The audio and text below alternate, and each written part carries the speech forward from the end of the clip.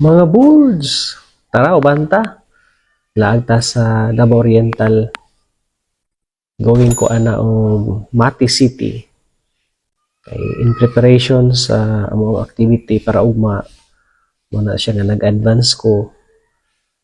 Kunya, nag-chill ride na lang pod.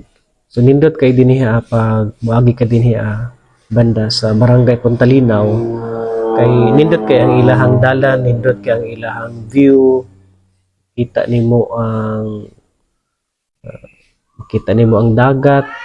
So daghan may mga hillside pod niya. So na chill lang ta mga boards.